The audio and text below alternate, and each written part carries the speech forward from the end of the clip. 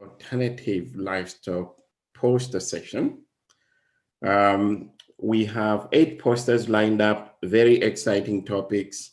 I'm really looking forward to listening to these poster presentations, and I hope you are all looking forward to that. Welcome from wherever you are this morning, afternoon, evening, or during day. My name is Mr. Chagunda, and I'll be chair of this session. So Mr. Chagunda from the University of Hohenheim, where I'm professor of animal breeding and husbandry in the tropics and subtropics. And I really look forward to having a good discussion in this session. The format is such that we will have all the presentations made first, and then at the end, we will have questions and comments, and answers, obviously, after everybody has presented.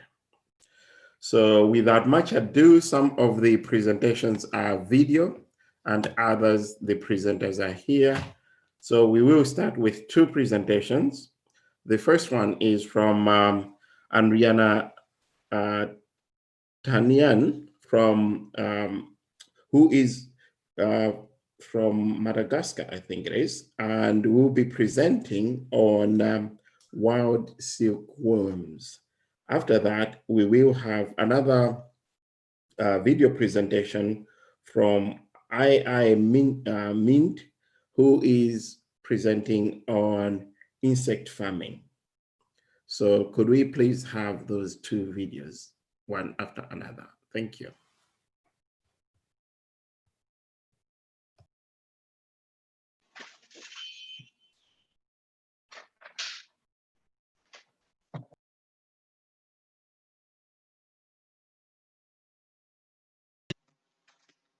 Welcome to my presentation, an alternative source of food and protein, the domestication of a wild Borosera kazani insect in Madagascar.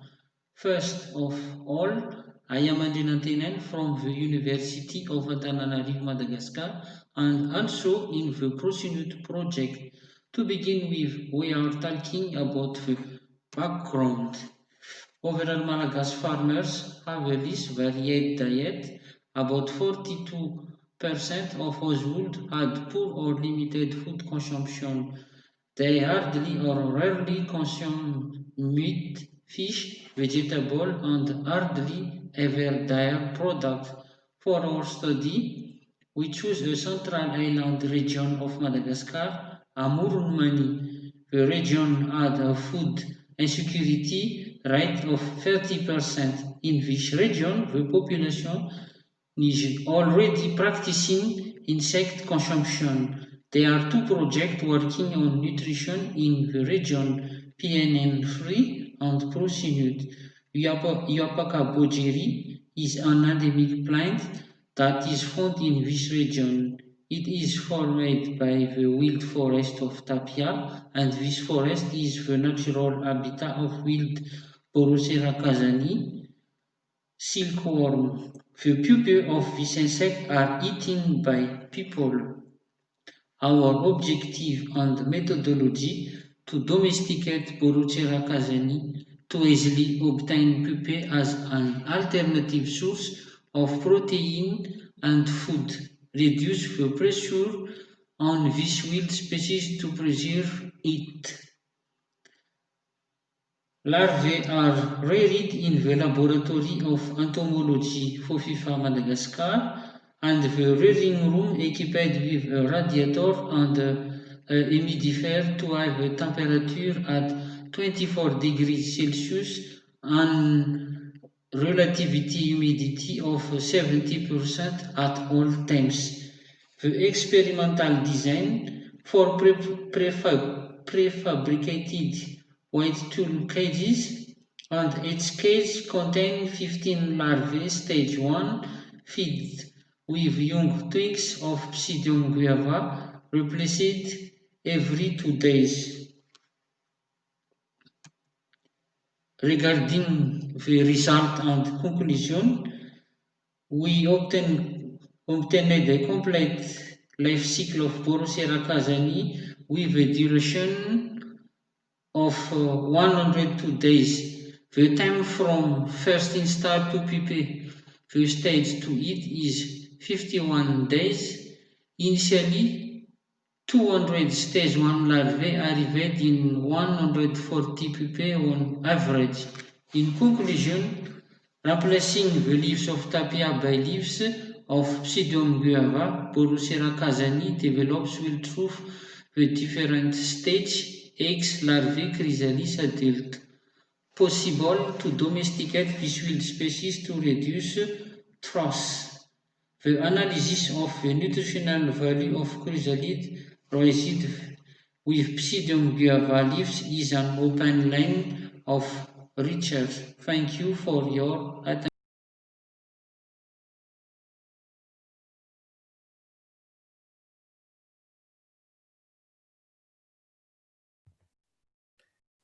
Thank you very much. And now we will have the video recording from II Mint on insect farming. Thank you. Dear audience, good morning.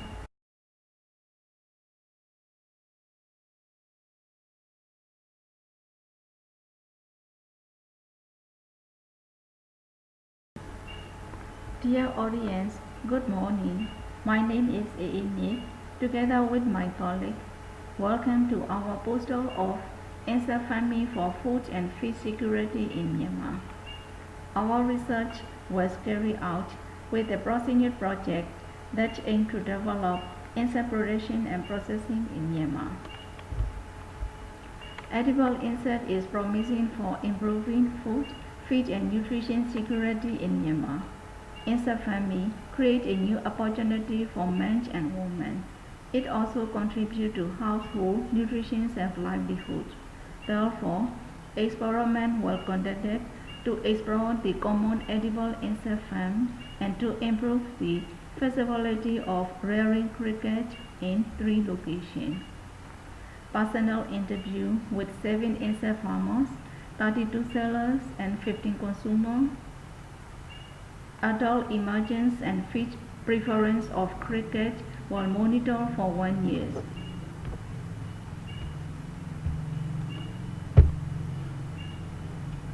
What kinds of edible insects are commonly found? Cricket, silkworm, honeybee, sagoworm, black soldier fly, superworms and mealworms are commonly found in the study area. However, current situation of insect farming in Myanmar is small and initiative to realize the potential of insects as food and feed. According to insect seller, most edible insects are seasonal and wild harvested. According to insect farmers, rearing of insects depends on species and consumer preference. According to the consumers, the most potential insect to rear for food and feed is cricket. For insect production, the highest number of cricket was emerged from carrot, followed by pumpkin and Chinese cabbage. The total life cycle duration was about 214 days. Among the given vegetables, carrot is the most preferred feed, followed by pumpkin and Chinese cabbage. Cricket eating pumpkin feed show the maximum body weight compared with carrots and Chinese cabbage. From this experiment, I would like to conclude that technology generation and dissemination for insect farming could be introduced in the study area. Sustainable insect market is need to develop. Value chain of edible insect is required. Commercialization of promising various insects in order of popularity or consumer preference is urgently needed. Thank you for your kind attention. I'm looking forward to hearing your questions and suggestions. Thank you.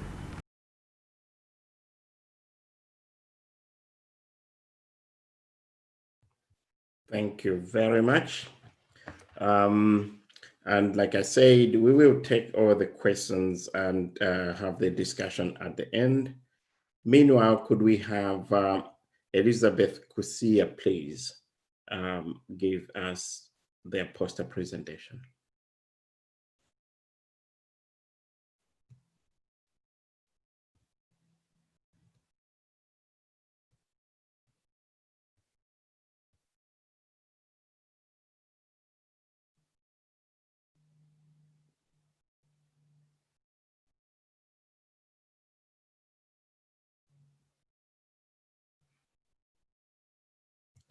Elizabeth, I think you're muted.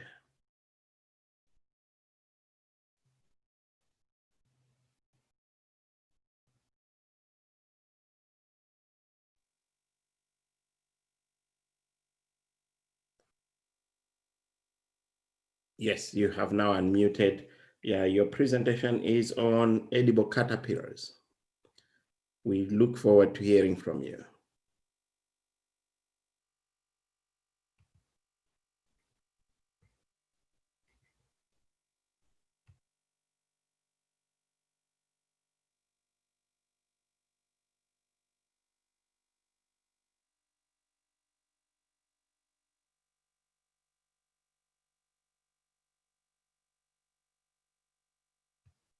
No, we cannot hear you, unfortunately.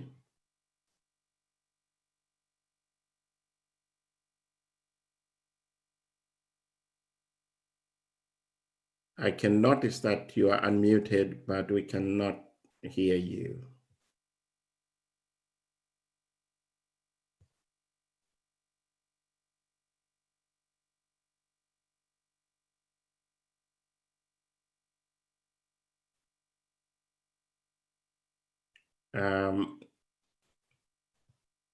Yes, so I think we cannot really hear Elizabeth. Maybe the best would be very quickly send the video to the organizers, and then we can have that played. In the meantime, I would like to find out if Muhammad Megahead is around. Muhammad.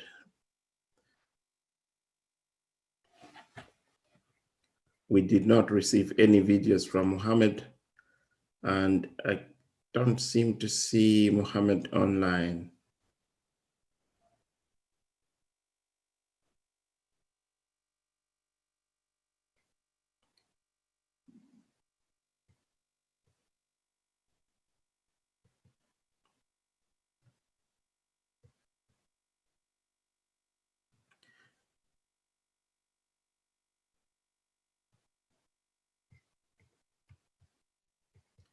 Okay, as we are sorting out that, to make sure that at least we have the video from Elizabeth, and to check out if Muhammad is logged in somehow, I would like to take some questions.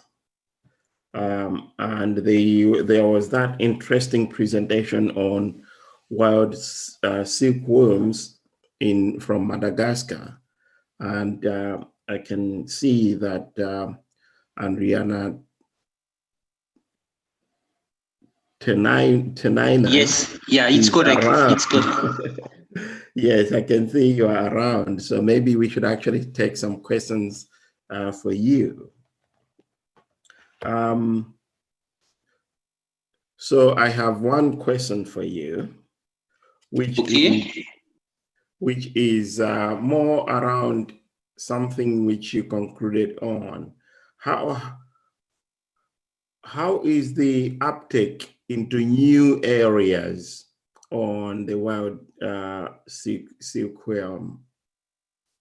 Is there a possibility to expand to other areas? And what would be the problem with that?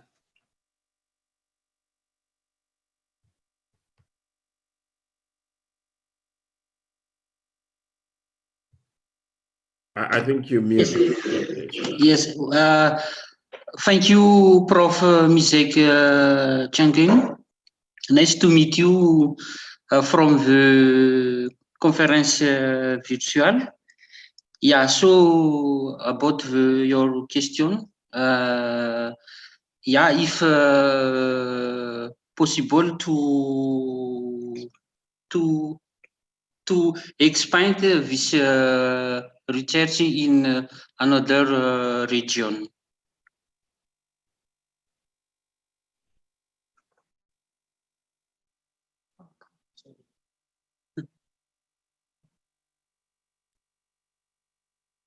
Thank you very much for that.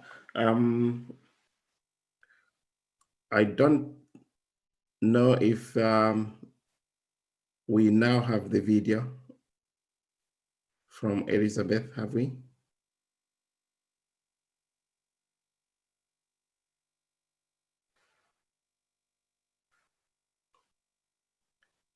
Right. Yeah, we don't seem to have it as of now. There was a message from Elizabeth that she could send her video. So hopefully she will tell us once she does that. Really sorry for this problem with the technology. Elizabeth can hear us, but we cannot hear her. And I don't seem to have I Mint online, because I actually had a question on all the different insects that were presented, black soldier ants, silkworm, and all those kind of alternative protein sources, but maybe I will reserve that for the platform. I will type something in and see whether we could have a response. In the meantime, let me also check if there are any other questions on the platform. No, there seems not to be anything. It looks like our audience this morning have really understood most of the things you've presented. Yesterday, there was quite a lot of interesting follow-up questions to the insects, to the locust presentation that was in this session. This morning seems like those follow-up questions have been well answered, such that people have taken all in terms of understanding about all these alternative livestock.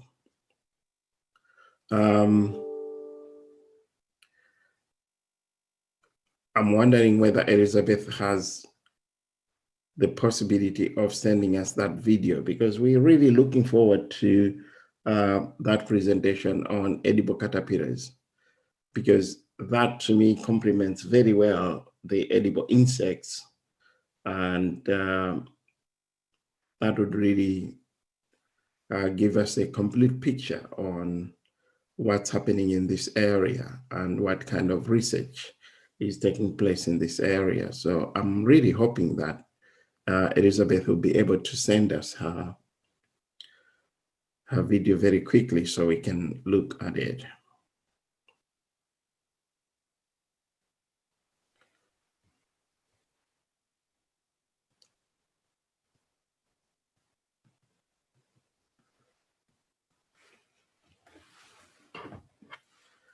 On the other hand, it's a pity that Muhammad Makerhead has not really made it, because he had 4 posters on fish farming from different places, including Malawi, and also fish farming in East Africa.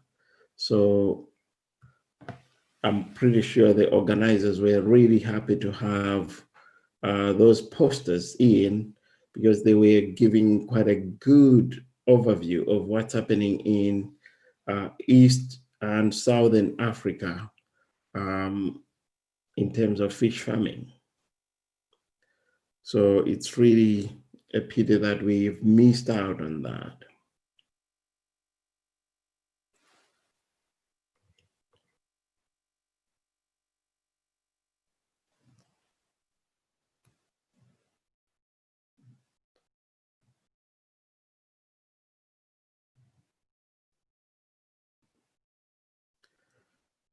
In the meantime, we have a few other questions for Madagascar.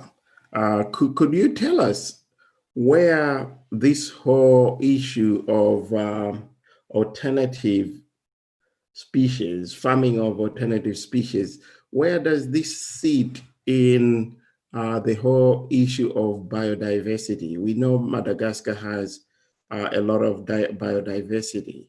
What's the relationship between the use of all the alternative livestock species and the existing biodiversity in Hello Madagascar? It's a everyone, general my question. name is Elizabeth We Seagokusia. are looking forward to your insights on this.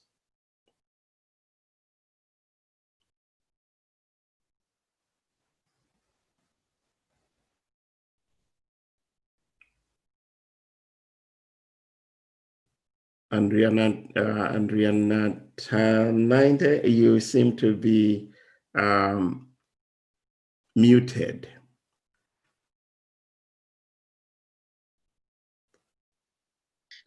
Yes, I'm here, Prof. Misek. Yes. Thank you for thank If you you for can give us some insights about the relationship between all these alternative livestock species and biodiversity in Madagascar, please. yeah.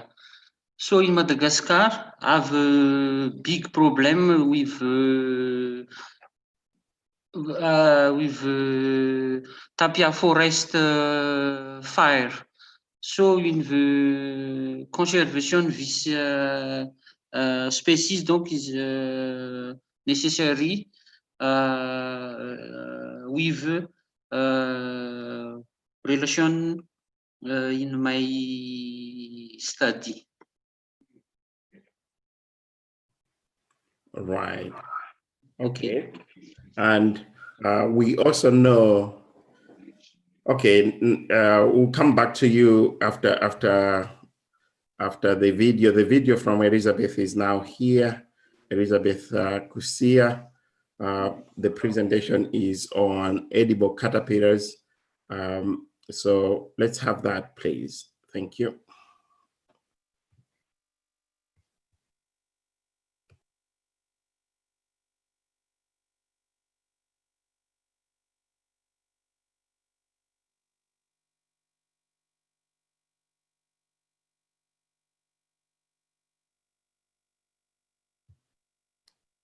Sorry, could you check on the sound, please? The video seems to be coming without sound. Could you check on the sound, please?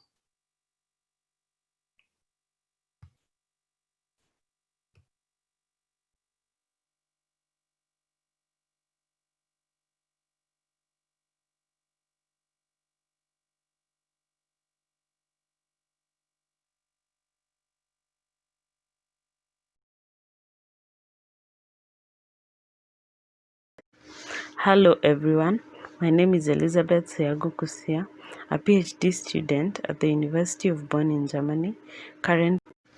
Hello everyone, my name is Elizabeth Seagokusia, a PhD student at the University of Bonn in Germany, currently doing my research work at ISIPE in Nairobi.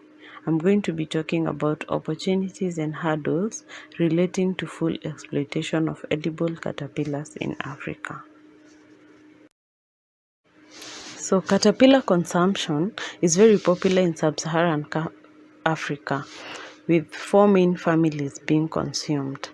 Caterpillars are very rich in proteins, vitamins, oils, and minerals. They are also a source of income for many rural communities in sub-Saharan Africa. However, despite all these advantages, several challenges lead to underexploitation of edible caterpillars in Africa. My aim here is to highlight opportunities, challenges, and possible channels to maximize the utilization of edible caterpillars in Africa. I reviewed different literature sources and managed to summarize the current challenges and possible interventions in the future. I computed averages for nutritional composition of different edible caterpillar species. They are very rich in proteins. These caterpillars also have substantial amounts of fats, fiber, and minerals. I also compared amino acid components to the daily adult requirement as stipulated by the World Health Organization. Most of the caterpillars provide more than the recommended daily requirement. Despite being very nutritious, edible caterpillars are not fully exploited. Here are some of the challenges that are faced by the sector. The habitats are destroyed by logging and deforestation. Processes for collection and harvesting are tedious and time-consuming. Poor storage methods that lead to post-harvest losses, among other challenges. Currently, the interventions that have been done include identification and characterization of edible caterpillars and their food plants, nutritional profiling, value chain studying, documentation of traditional knowledge, among others. In future, it's recommended that laws be pushed to govern wild harvesting, community involvement in protecting habitats, gender mainstreaming, and addressing food safety concerns, which may include developing a standard for safety and value addition. Finally, I will conclude that edible caterpillars are an important natural resource that is slowly depleting. Sustainable exploitation and conservation of this resource is necessary. Thank you very much for listening.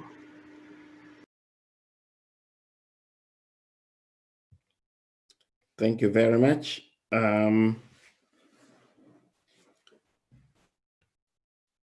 We seem not to still have Mohammed online, and we don't have any videos from him.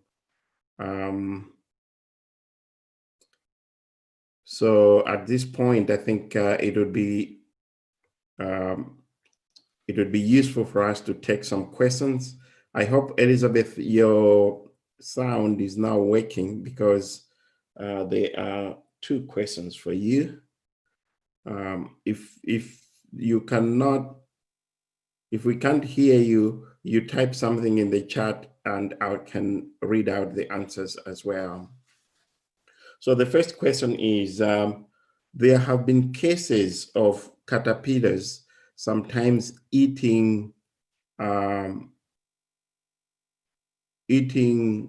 plants that to the caterpillars themselves are not poisonous, but to the human, they can be poisonous. How do you mitigate this problem?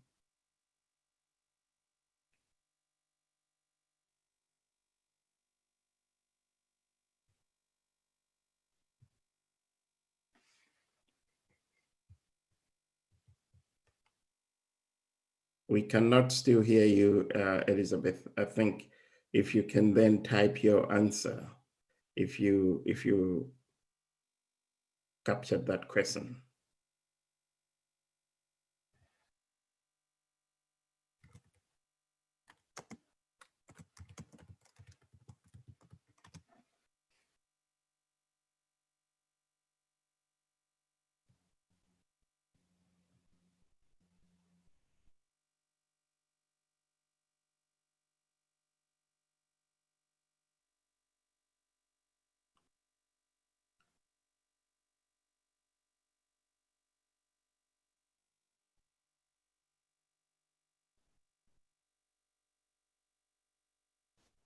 I'm not pretty sure whether Elizabeth got that question.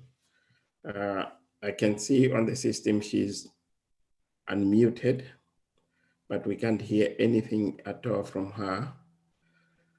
And I don't seem to see any answer coming from the typed chat as well.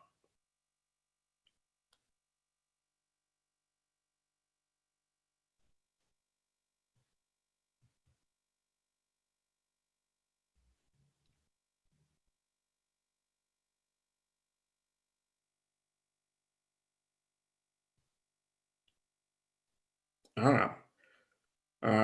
also have Dr. I Mint available now online.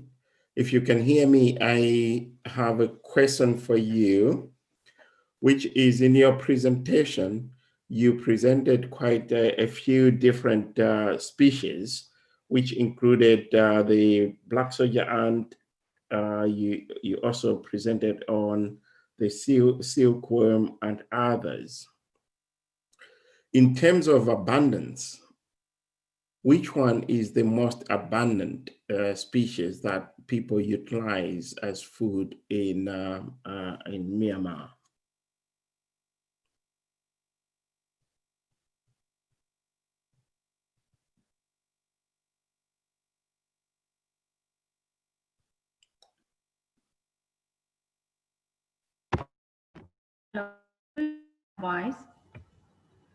Cricket is one of the most abundant insect species in our country. For food and feed, black soldier fly is now just rearing for the feed.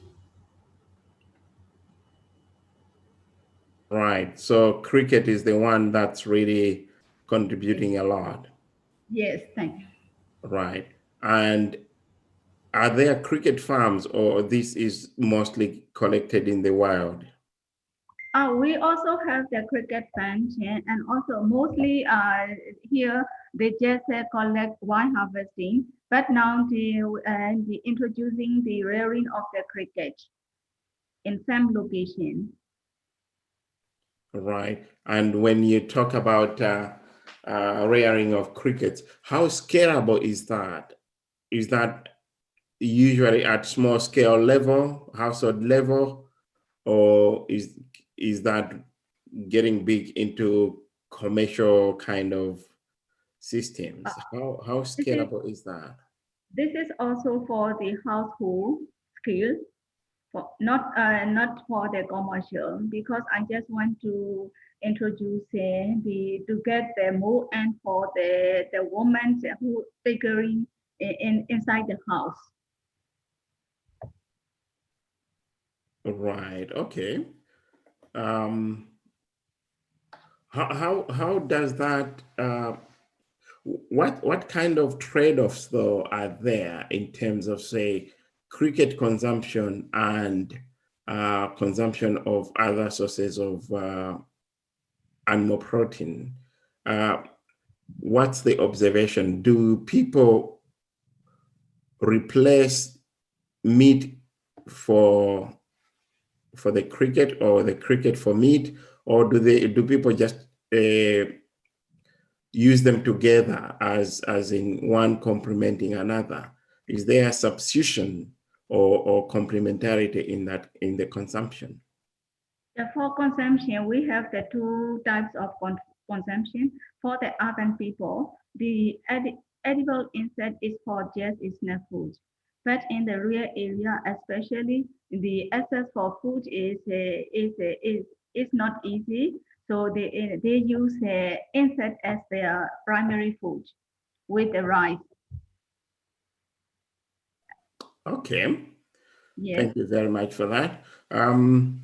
We may come back to you. I just want to read the answer from Elizabeth Kosia on the question that was asked earlier on cases where caterpillars may have eaten a plant that's edible to them, but that plant may not be very edible to humans in terms of it could be toxic to humans.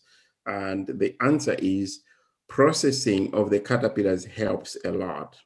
The caterpillars are always degutted um, before sun drying Yes. for consumption. Yes.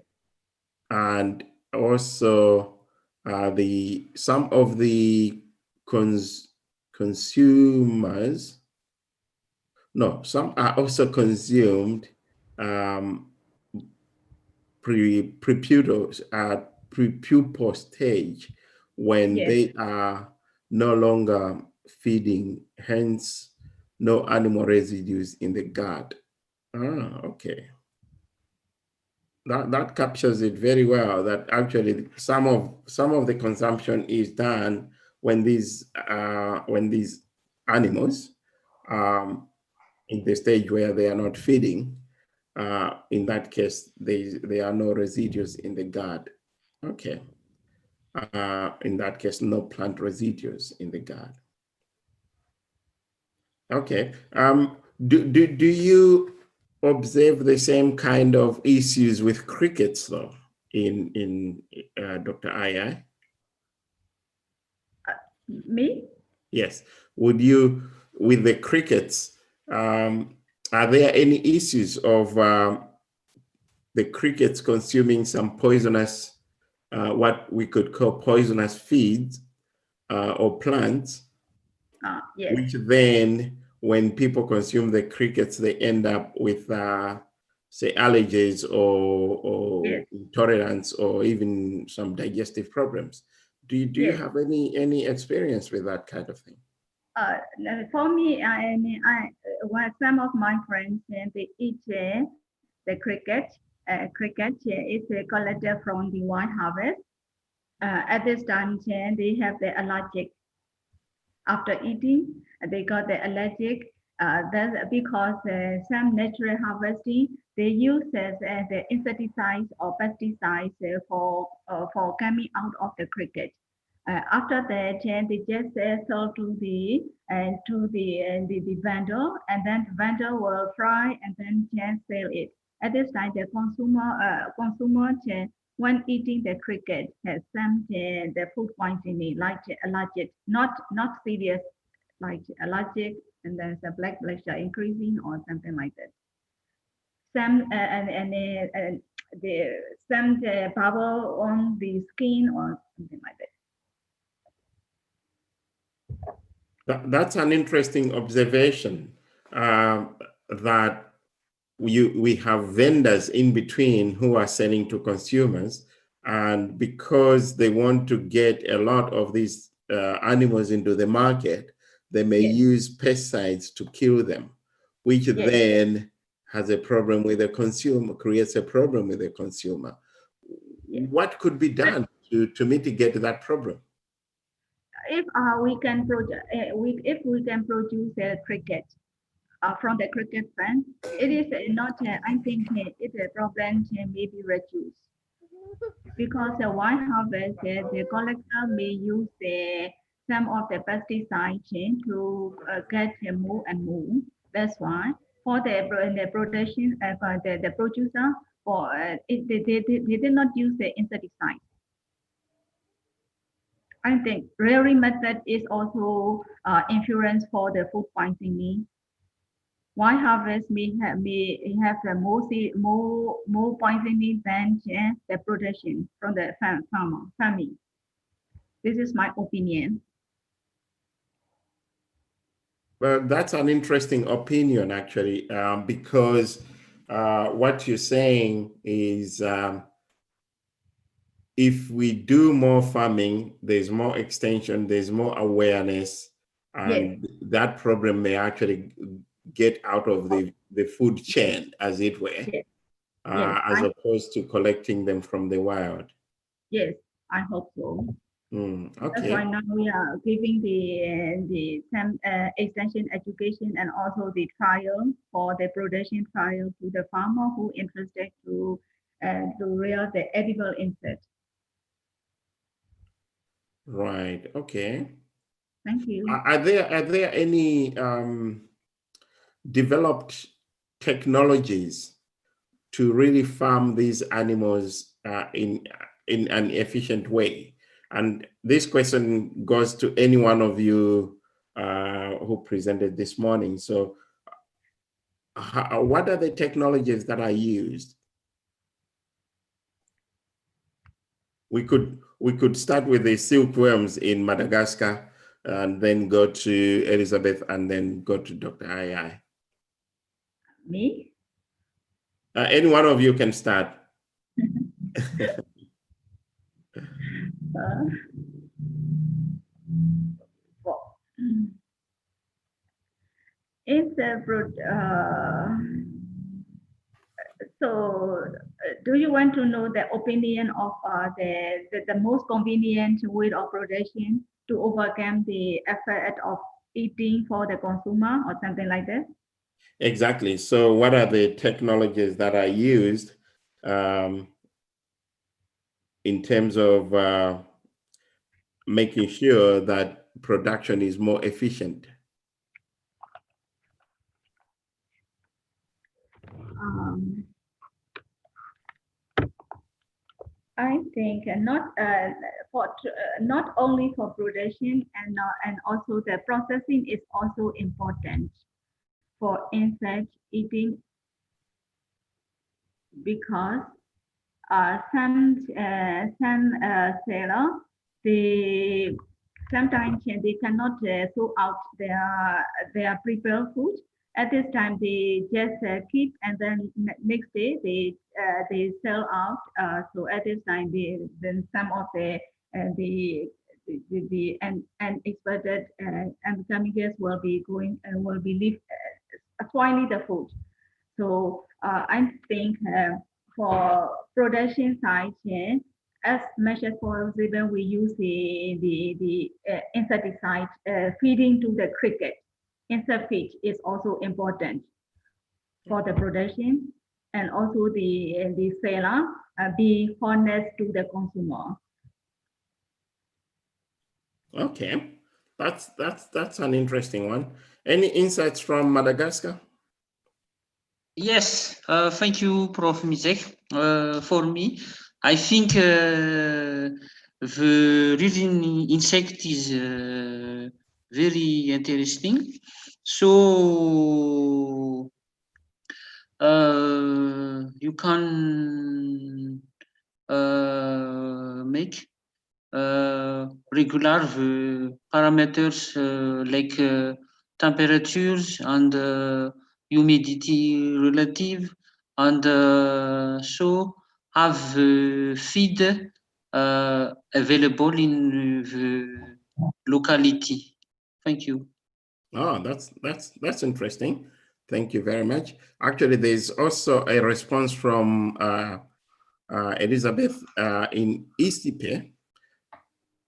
There is a system for mass production of crickets using kitchen waste. The technology is already being disseminated to farmers. Oh, that's interesting. That's really interesting that kitchen waste rather, can be used as a raw material for producing new protein in terms of crickets. Okay. Very quickly, I have one question that was raised yesterday.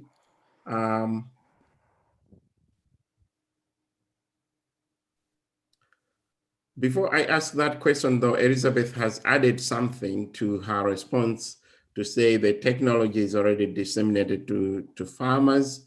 But she says, further to that, for edible caterpillars, the experiments are still ongoing at laboratory level. However, the main challenge we are facing is that the caterpillars diapause for long periods, sometimes up to 8 months in the pupal stage. We are still running experiments to break the diapause. Semi-wild production in agroforestry is more sustainable because the caterpillars feed on specific trees. That's again a very interesting insight to say maybe when we domesticate them fully, they end up not behaving in their natural way. So having this semi-wild production system in an agroforestry setup may be more sustainable. That's an interesting one. I encourage you to continue with that research and share your results next time. Definitely, we will be very happy to hear these results at the next Tropentag, which will be at the University of Hohenheim.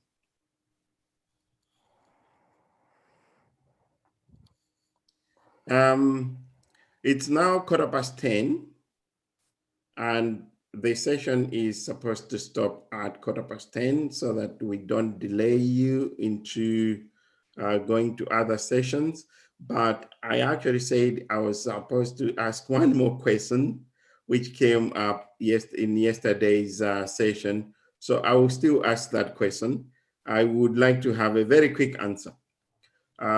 Yesterday, somebody raised a question on, with the current COVID-19 crisis, people may be, or consumers may be a bit afraid to get to eat animals that are coming from the wild because they are not pretty sure of what kind of diseases they can get from these animals.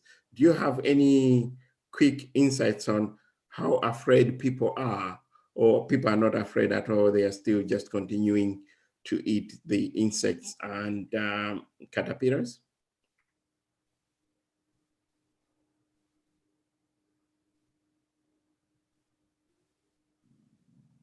Cricket. Sorry, we didn't get the first part of your answer. Cricket. Yes. Are people just consuming the crickets the way they have been doing all along, or there has been a bit of reduction in demand? Yes.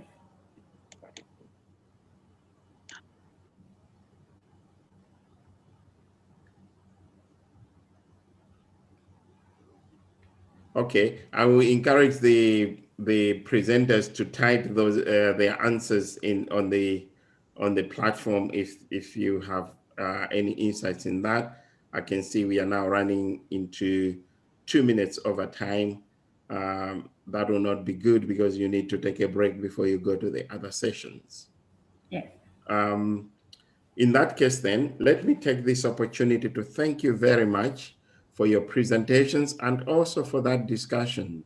A lot of good insights coming from these alternative animal protein sources. So really thank you very much, and wishing you all the best in your research. We are looking forward to getting more insights from you at the next Tropentag. And also, if you're publishing in different journals, please go ahead and do that. These are very interesting insights and interesting research you're doing. Thank you very much and have a nice day. Thank you very much. Same for you. Have a nice day. Thank you.